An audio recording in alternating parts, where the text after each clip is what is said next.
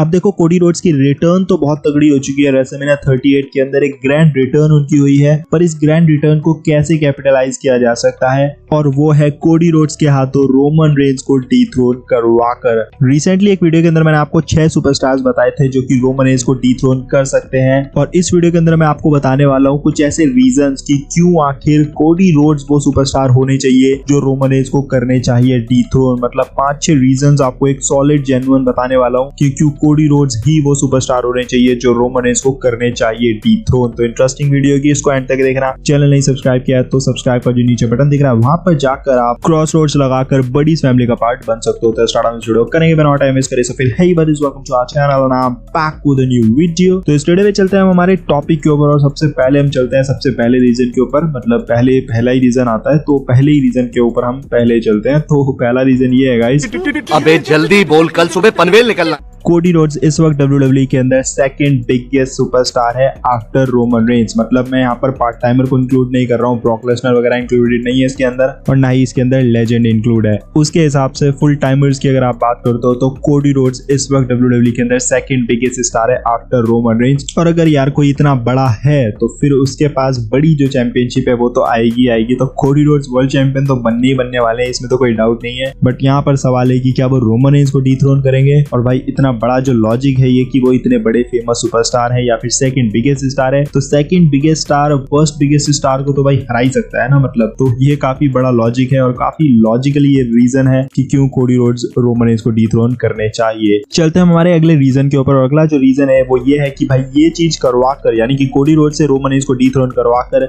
WWE एक बहुत ही तगड़ा एग्जांपल सेट कर सकती है बाकी रेसलिंग प्रमोशंस के अंदर जितने भी रेसलर्स हैं, प्रोफेशनल रेसलर्स हैं, उनके लिए एक बहुत तगड़ा एग्जांपल सेट कर सकती है। वो कैसे? अभी आपको पता होगा रिसेंटली WWE ने बहुत सारे सुपरस्टार्स को रिलीज करा था, और पूरे रेसलिंग वर्ल्ड के अंदर जितने भी प्रमोशंस है रेसलिंग के, हर जगह एक चीज फैल गई थी WWE के बारे में कि भाई यहाँ पर काम करना ना बहुत ही ज्यादा अनसेफ है, किसी को भी WWE निकाल दे रही है, बड़े से बड़ा सुपरस्टार निकाल दे रही है। और जिस भी सुपरस्टार के पास WWE का कॉन्ट्रैक्ट जा रहा था उसको बहुत ज्यादा सोचना पड़ रहा था कि क्या यहाँ पर जाना चाहिए नहीं जाना चाहिए। मतलब लोगों को कंफ्यूजन होती है कि भाई WWE इतना अनसेफ बन चुका है, अब किसी को भी निकाल रहे हैं, बड़े से बड़े को निकाल रहे हैं, तो क्या वहां जाना सही रहेगा या फिर नहीं रहेगा। तो ये चीज करवा कर WWE उन बाकी रेसलर्स को ये दिखा सकती है कि भाई कोई एक सुपरस्टार AEW से वापस WWE के अंदर आकर भी वर्ल्ड चैंपियन बन सकता है। और अगर ऐसा होता है तो उन सुपरस्टार्स को ये चीज रहेगी कि हाँ यार, जब कोडी रोड्स AEW से निकलकर WWE के अंदर जाकर वर्ल्ड चैंपियन बन सकता है, इतनी बड़ी चीज कर सकता है, तो भाई फिर हम भी ये चीज कर सकते हैं। और इस चीज की वजह से जो बाकी सुपरस्टार्स है जो कि WWE के अंदर जाना चाहते हैं, इंटरेस्टेड है, और जिनको WWE भी लेना चाहती है, जैसे कि MJF एक ऐसा सुपरस्टार है जो कि कभी ना कभी WWE के अंदर आएगा, WWE भी इंटरेस्टेड है, वो भी इंटरेस्टेड है। तो इस तरीके की चीजें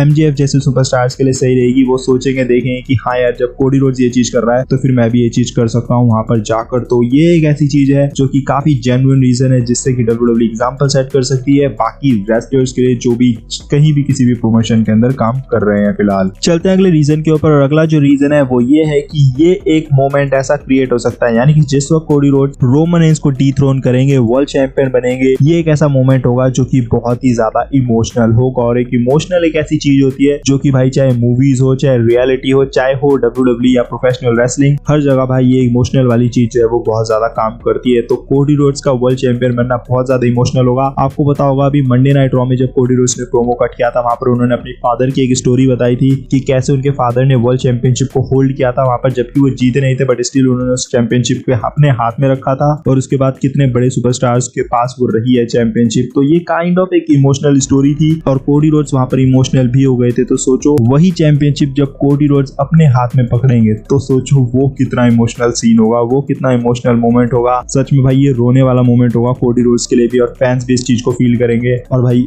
मजा आ जाएगा ये मोमेंट देखकर। तो ये एक बहुत जेन्युइन और तगड़ा रीजन है जिसको WWE कैपिटलाइज कर सकती है। जैसे कि मैंने कहा, इमोशनल वाली चीजें भाई हमेशा काम करती है, तो इस तरीके से ये चीज अगर फिट बैठती है, ये चीज होती है, तो ये बहुत ज्यादा इमोशनल होगी और ये एक बहुत ही तगड़ा मोमेंट बन सकता है। चलते हैं अगले रीजन के ऊपर। अगला जो रीजन है कि कोडी रोड्स के साथ रोमन रेंज की बहुत ही तगड़ी स्टोरी लाइन बन सकती है। अब जिस तरीके से मैंने आपको कुछ पॉइंट्स अभी ऑलरेडी बताए हैं, कुछ आगे भी बताने वाला हूँ, इन पॉइंट्स को आप समझोगे तो लगेगा कि हाँ, इन दोनों के बीच में बहुत तगड़ी स्टोरी लाइन बन सकती है। इवन बहुत सारे लोग तो ये भी स्पेकुलेट कर रहे हैं कि भाई एक तरफ ब्लड लाइन के तीनों मेंबर होंगे और एक तरफ लेगेसी की टीम होगी, यानी कि भाई कोडी रोड्स, रैंडी ऑर्टन और मैथ रिडल। सोचो ये तीन एक तरफ, वो एक तीन एक तरफ, और इनके बीच में स्टोरी लाइन देखने को मिल रही है और फिर इसी स्टोरी लाइन के बीच में कोडी रोड्स और रोमन रेंज के बीच में मैच हो रहा है जहां पर कोडी रोड्स रोमन रेंज को हरा रहे हैं। तो सोचो इस तरीके से अगर ये पूरी स्टोरी लाइन चलती है तो ये कितना ज्यादा एपिक होगा भाई, बहुत ज्यादा मजेदार हो जाएगा ये चीज देखने में अगर ऐसा होता है। पहले WWE इस तरीके की स्टोरी लाइंस बहुत कराती थी, मतलब बहुत तो नहीं बट कराती काफी थी, मतलब ठीक ठाक कराती थी। अब ऐसा कुछ देखने को नहीं मिलता है कि दो बराबर के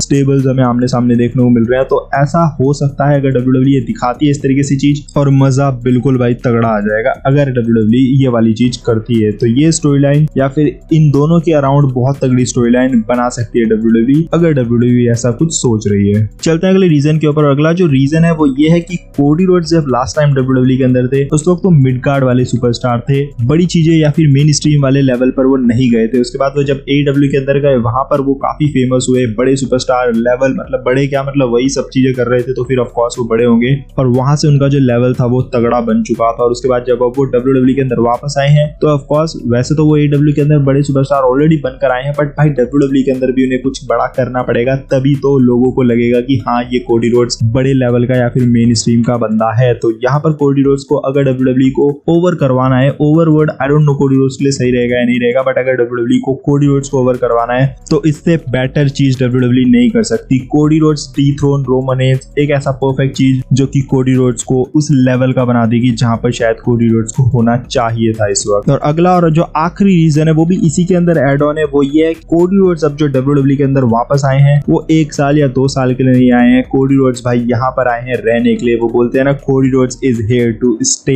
अब ये लंबे समय तक रहने वाले हैं WWE के अंदर, क्योंकि AEW के साथ इनके जो टर्म्स थे वो खराब हुए थे और उसके बाद ये वापस आए हैं यहाँ पर। और अब मुझे नहीं लगता है कि कोडी रोड्स वापस AEW के अंदर जाने वाले हैं। ऑफ कोर्स वो मतलब बुढ़ापे में चले गए तो फिर तुम्हें पता है वो बात अलग है, जैसे कि ब्रैट हार्ट वगैरह जा रहे हैं अब AEW के अंदर तो वो एक अलग चीज है, उसका कोई फायदा नहीं होता है। बट एज ए सुपरस्टार वो कभी नहीं जाने वाले AEW के अंदर। हाँ अगर दोनों ही प्रमोशंस आपस में मिल गए या फिर कुछ वो फॉरबिडन डोर वाला कुछ मैटर हो गया तो वो बात अलग है, बट वैसे नहीं जाने वाले। आई होप आप समझ गए होंगे मैं यहाँ पर क्या कहना चाह रहा हूँ। और इनफैक्ट WWE उनको रिटायरमेंट के बाद भी शायद मुझे लगता है रिलीज करने वाली है, बिकॉज उनका जो माइंड है, जो बिजनेस माइंड है वो काफी तगड़ा है, इस बिजनेस की नॉलेज उनको काफी ज्यादा है। तो WWE इनके माइंड को भी यूज करेगी और उनको जब वो रेसलिंग करना छोड़ देंगे उसके बाद उनको बिहाइंड द कैमरा वाले काम दिए जाएंगे, प्रोडक्शन या फिर बहुत सारी चीजें, राइटर्स वगैरह XYZ बहुत सारे काम होते हैं, तो उनमें से कोई एक रोल उनको दिया जा सकता है जब वो रेसलिंग भी छोड़ देंगे। तो दैट मींस कोडी रोड्स लंबे समय के लिए WWE के पास हैं और कल के दिन कोडी रोड्स काम भी आएंगे नए सुपरस्टार्स को बनाने के लिए या फिर नए सुपरस्टार्स को टॉर्च पास करने के लिए या फिर ओवर करने के लिए। तो अगर कोडी रोड्स को उस लेवल का बनाना है तो पहले कोडी रोड्स को भी WWE को वर्ल्ड चैंपियनशिप्स देनी होगी। तो ये एक परफेक्ट टाइमिंग होगी या फिर परफेक्ट मौका होगा जब WWE ये चीज कर सकती है। तो ये थे गाइस कुछ ऐसे रीजंस कि क्यों कोडी रोड्स को रोमन रेंज को करना चाहिए डिथ्रोन। मतलब अगर आप मेरे से आज पूछोगे ना कि कौन सा सुपरस्टार एक पिक करना है सिर्फ जो रोमन रेंज को हरा सकता है, तो मेरा नाम कोडी रोड्स का ही होगा। मतलब कोडी रोड्स